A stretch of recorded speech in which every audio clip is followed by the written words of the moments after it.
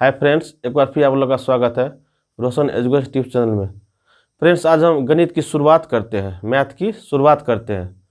हम शुरुआत कहाँ से करते हैं? तो नंबर्स से, क्योंकि अगर नंबर्स हम नहीं जानेंगे तो गणित नहीं बना सकते। इसी नंबर्स पर गणित आधारित है। तो आप लोग में से यह बात छिपी नहीं है कि एक बच्चा जब पहली बार पढ़ाई करता है तो गणित के लिए उसे अंक सीखना पड़ता है, गिनती सीखना पड़ता है, और हिंदी के लिए अक्षर सीखना पड़ता है अ से, और अंग्रेजी सीखने के लिए ABCD। उसी पर का हम गणित में आज ABCD की पढ़ाई करते हैं। दोस्तों देखिए, संख्या यानी नंबर्स, संख्या नंबर्स कौन कौन से नंबर्स है? तो 0, 1, 2, 3, 4, 5, 6, 7, 8 और 9। ये क्या हो गया? अंक हो गया। इन्हीं अंकों पे सारा गणित डिपेंड है, इन्हीं अंकों से। अब संख्याओं के प्रकार, संख्या कितने प्रकार के होते हैं? संख्या तो जान गए कि गिनती 1, 2, 3, 4, 5 ये संख्या, लेकिन कितने प्रकार होते हैं? तो संख्या 12 प्रकार के होते हैं। संख्या 12 प्रकार के होते हैं, 12 प्रकार होते हैं। तो पहला क्या है? प्राकृतिक संख्या यानी कि नेचुरल नंबर्स। ये नेचुरल नंबर्स क्या है? तो गिनती की जाने वाली संख्या को नेचुरल नंबर यानी कि प्राकृतिक संख्या कहते हैं। गिनती हम कहाँ से करते हैं? तो 1 से। तो 1, 2, 3, 4, 5, 6, 7, 8, 9, 10, इसी प्रकार 100 तक मत कभी। ये क्या हो गया? प्राकृतिक संख्या। अब चलते हैं पूर्ण संख्याएं यानी कि होल नंबर। ये क्या है? होल नंबर यानी कि अगर हम प्राकृतिक संख्या में शून्य को मिला दे तो वह पूर्ण संख्याएं कहलाएगी। इसकी शुरुआत 0 से करते हैं। 0, 1, 2, 3, 4, 5, 6, 7, 8, 9, 10, 11, 19, 20। देखिए दोस्तों, पूर्ण संख्याएं होल नंबर, इसलिए हम इसको नहीं लेंगे तो हमारा संख्या आगे नहीं बढ़ेगा, वो अधूरा रह जाएगा, क्योंकि वह 9 तक जाएगा, 9 के बाद आगे बढ़ ही नहीं पाएगा। इसलिए हम क्या करेंगे? उसमें शून्य लगा देते हैं। तो ये क्या हो गया? 10। और उसी प्रकार 19 के बाद हम 20, तब वह पूर्ण संख्या हुई। अब है पूर्णांक संख्या यानी इंटेजर्स नंबर। यह इंटेजर्स नंबर क्या है?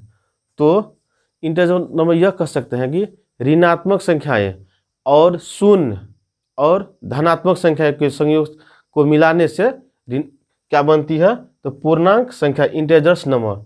तो जैसे -3, -2, -1, 0, 1, 2, 3, 4, 5, 6 आदि।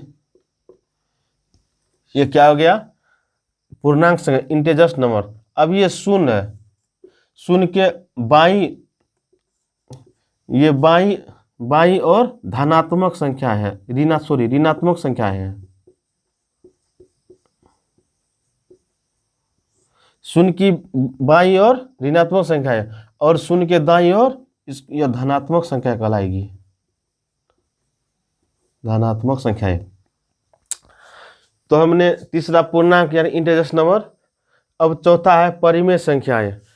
परिमेय संख्याएं ऐसी संख्या, परिमेय संख्याएं एक ऐसी संख्या है जिसे दो पूर्णांकों के भिन्न p/q किंतु q = नॉट 0 के रूप में व्यक्त हो, लेकिन भिन्न के हर का मान 0 नहीं हो, तो वह परिमेय संख्या कहलाती है। जैसे परिमेय संख्या यह p/q, इसको हम गणित की भाषा में p/q के रूप में व्यक्त करते हैं।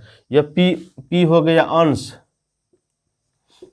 और q हो गया हर, लेकिन q = नॉट 0 के रूप में व्यक्त होता है, तब वह क्या कहलाएगा? परिमेय संख्या है। इसका जैसे हम इसको लिख सकते हैं, परिमेय संख्या -3, -3/2, 1/2, -1/2, 18, 18, आदि। ये सब क्या है? परिमेय संख्याएं। अपरिमेय संख्या की बात क्या है? अपरिमेय संख्याएं। परिमेय संख्या हुआ रेशनल नंबर हो गया। अब अपरिमेय संख्या यानी इरेशनल नंबर, यह क्या है?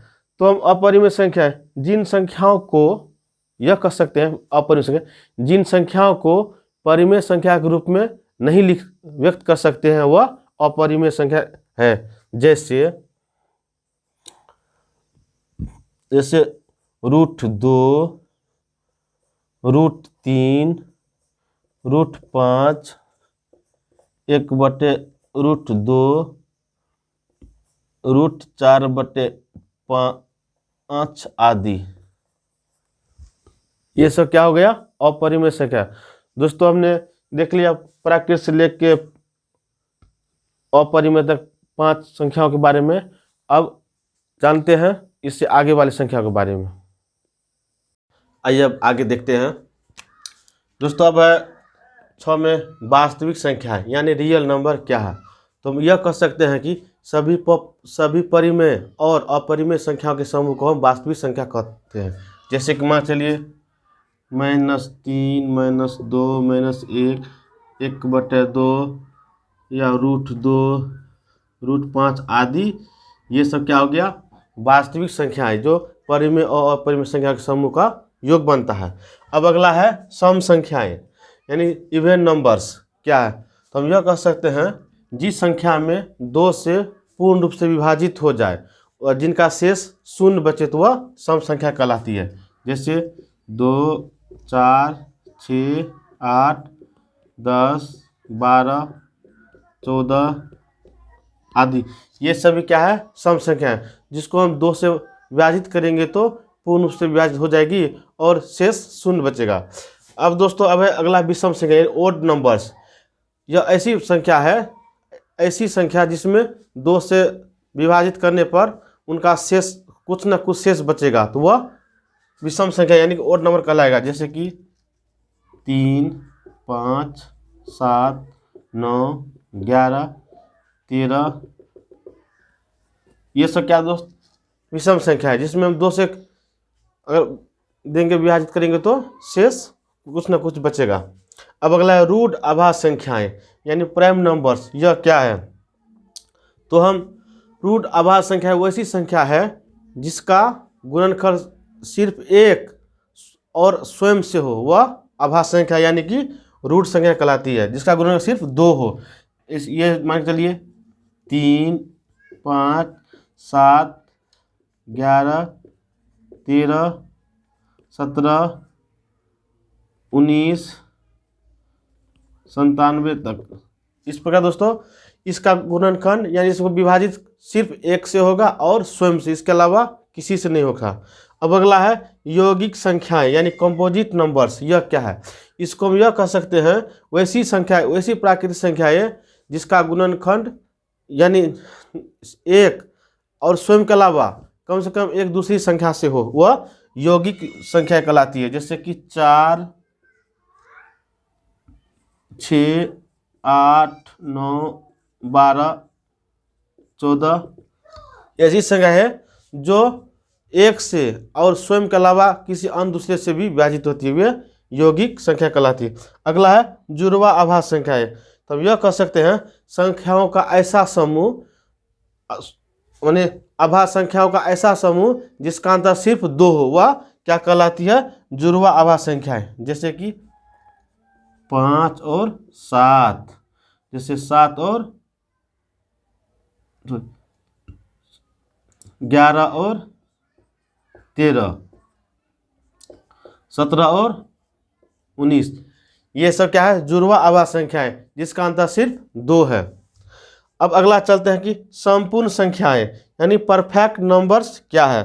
तो जिन संख्याओं का गुणनखंडों का योग संख्या का दोगुनी है उसे परफेक्ट नंबर्स यानी कि संपूर्ण संख्या कहते हैं।